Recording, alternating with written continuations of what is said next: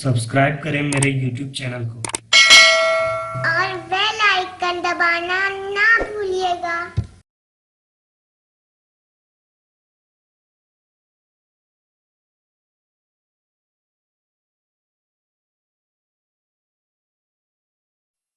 Question number 17 में एक बात बताना है, इसे आपको हम 17 थोड़ा बता देते हैं।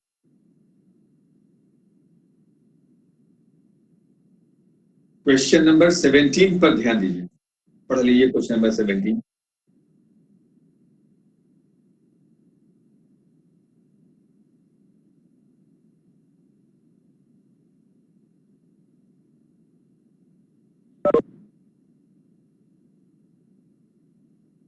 क्वेश्चन नंबर 17 में लिखा हुआ है कि 3 forces act along the lines.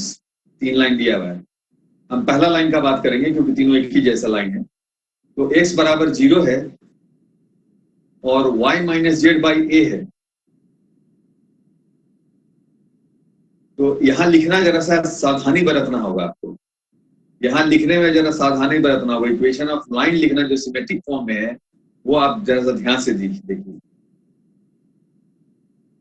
कैसे लिखना है। तो देखिए कैसे लिखा हुआ है, x by 0, y by 1 and z plus a by 1।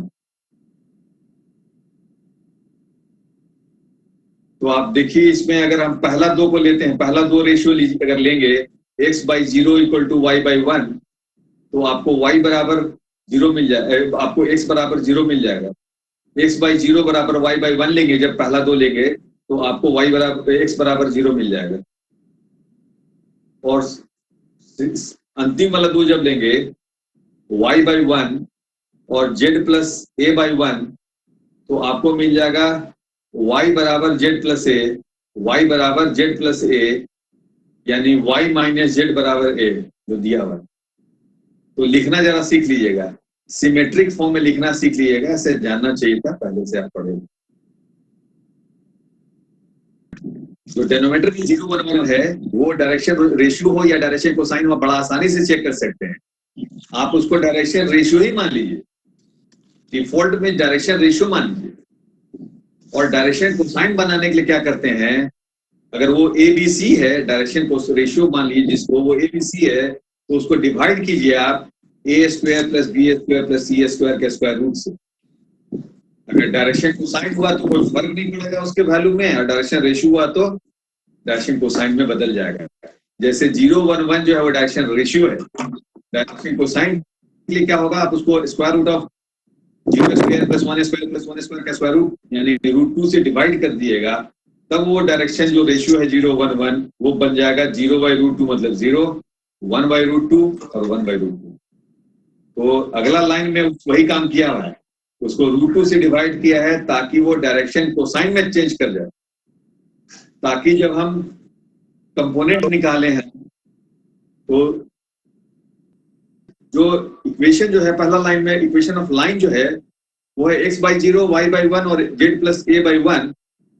वो 0 1 1 जो है डेनोमीटर में है वो डायरेक्शन रेशियो उसको मानिए, और उसको square root of 0 square plus 1 square plus 1 square के स्क्वायर रूट से डिवाइड कीजिए ताकि वो डायरेक्शन कोसाइन में हो जाए, जो यहाँ पर किया अगले लाइन में रूट 2 से डिवाइड किया। उसका कारण बता दिए, डायरेक्शन रेशियो को डायरेक्शन कोसाइन में बदलना। फिर बाकी जो प्रोसेस है वो बिल्कुल सेम है, LMN का जो वैल्यू निकालना है और XYZ को सिमिलर तरीके से निकालना है, वो भी आपको हम छोड़ दे रहे हैं वहां पर। अब वहां पर लिखा हुआ है इक्वेशन 1 और इक्वेशन 2 लिखा हुआ है अगले पेज में, क्वेश्चन नंबर 17 है थर्ड पेज में। नेक्स्ट वाला पेज में है r स्क्वायर बराबर लिखा हुआ है x square plus y square plus z square, उसका वैल्यू निकाला है, और g स्क्वायर बराबर l square plus m square plus n square का वैल्यू इक्वेशन नंबर 1 और 2 में देखिए। तो इक्वेशन नंबर 1 और 2 से आपको ये पता चल जा रहा है कि r का वैल्यू भी है और g का वैल्यू भी है, यानी r 0 नहीं है। So this cannot be, this system of forces cannot reduce to a single couple, जो प्रूफ करना था। पहला पार्ट था इक्वेशन 1 और 2 से हमको ये पता चला कि सिंगल कपल में रिड्यूस नहीं कर रहा है क्योंकि r का वैल्यू 0 नहीं है। अब सिंगल सेकंड पार्ट पे आते हैं, सिंगल फोर्स में रिड्यूस कब कर सकता है, आवाज आ रही है कि नहीं? अगर आवाज नहीं आ रही है तो बोलिएगा। ठीक, अब सेकेंड पार्ट पे आते हैं। क्वेश्चन नंबर 17 का सेकेंड पार्ट पे आ रहे हैं। क्वेश्चन नंबर 17 का फर्स्ट पार्ट हो गया, सेकेंड पार्ट पे आ रहे हैं। लास्ट में पूछेंगे कोई प्रॉब्लम हुआ तो। यहां पर भी सिंगल फोर्स में रिड्यूस कब होगा? जब पिच जीरो हो जाएगा, जब Lx plus My plus Nz बराबर जीरो होगा, यानी पिच जो लेते हैं वो जीरो होगा। यानी सेंट्रल एक्सिस का जो इक्वेशन लिखते हैं, तीन जो लिखते हैं, L minus YZ minus ZY by X बराबर M minus ZX minus XZ by Y बराबर N minus XY minus YX by Z, ये लिखते हैं, बराबर जीरो हो जाएगा। बराबर P होता है, बराबर जीरो हो जाएगा। जब सिंगल फोर्स में रिड्यूस होगा तो बराबर जीरो हो जाएगा। यानी तीनों, यहाँ तीन इक्वेशन आपको मिल जाएगा। जो पहला वाला का न्यूमरेटर है, दूसरे वाला का न्यूमरेटर है, तीसरे वाला का न्यूमरेटर है, तीनों अलग अलग जीरो होगा तो तीन इक्वेशन मिलेगा। उसमें आप वैल्यूज पुट कर दिए, L M N का X Y Z का जो वैल्यू है वो पुट कर देते हैं और इक्वेशन निकाल लेते हैं। तो तीन तीन इक्वेशन करके लिखा हुआ है, सिंप्लीफाई किया हुआ है। और आप उसमें से क्या करेंगे, इक्वेशन ऑफ लोकस निकालना होगा, line of action of central axis का। तो क्या या जो रिजल्टेंट फोर्स, यहाँ पर सेंट्रल एक्सिस मतलब रिजल्टेंट फोर्स में सिर्फ रिड्यूस कर दिया, तो उसका लाइन ऑफ एक्शन निकालना। तो क्या करेंगे, अलग अलग काम कर रहे थे। कभी थीटा को रिड्यूस कर रहे, को एलिमिनेट कर रहे थे, कभी PQ को एलिमिनेट कर रहे थे। यहाँ पर हम किसको एलिमिनेट करेंगे?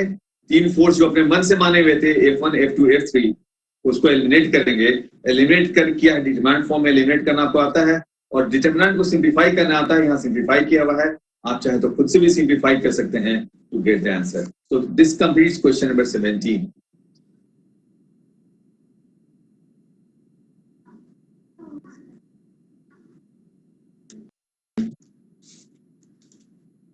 क्वेश्चन नंबर 17, क्वेश्चन नंबर 17 आप जरा ध्यान दीजिए। क्वेश्चन नंबर 17 जो है, जब आपको x बराबर, हाँ क्वेश्चन नंबर 17 देखिए, इक्वेशन है एक बता रहे हैं, x बराबर 0 and y minus Z equal to a। तो आप x बराबर 0, तो वहां पर आप x बाई 0 लिख लेंगे। अगर कुछ नहीं दिया हुआ है, अगर x के बारे में कुछ नहीं दिया रहता तो x डिवाइड बाई 1 लिख लेते। यहाँ y माइनस जेड बराबर a दिया हुआ है, यानी y और z कनेक्टेड है। तो आपको जो बाद का जो दो इक्वेशन है जिसमें y और z लेना है, तो एक इक्वेशन हो गया x बाई 0 तो लिख लिए। अब वहां इक्वेशन लिखा है y by 1 and z plus a by 1। तो क्यों ऐसा लिखा है? क्योंकि आपके पास है y माइनस जेड बराबर a। आप इक्वेशन ऐसा लिखेंगे, इक्वेशन को आप ऐसे लिख सकते हैं, y बराबर जेड प्लस a लिख सकते हैं, y बराबर जेड प्लस a लिख सकते हैं। और y बराबर जेड प्लस a का मतलब y बाई 1 बराबर जेड प्लस a बाई 1। ठीक है, जो यहां लिखा हुआ है y माइनस जेड बाई बराबर a जो है उसको लिख सकते हैं y बराबर Z plus a, y equal to Z plus a, यानी इसको हम लिख सकते हैं y by 1 and Z plus a by 1। ठीक है, आपको समझ में आ गया। लेकिन इसको आप दूसरे तरह से भी लिख सकते थे, आप इसको y माइनस a बराबर जेड भी लिख सकते थे। इक्वेशन जो सिमेट्रिक फॉर्म में है वो अलग अलग तरीके से भी लिखा जा सकता है। ठीक है, चलिए, और किसी को कुछ पूछना हो तो पूछ सकते हैं। Thank you very much. ठीक है, थैंक यू। चलिए, आप आते रहिए, क्लास हम रेगुलरली करेंगे। आपके बात से थोड़ा हम भी इनकरेज होते हैं, क्योंकि हमको ठीक से समझ में नहीं आ पाता रहता है कि फायदा हो रहा है या नहीं हो रहा है।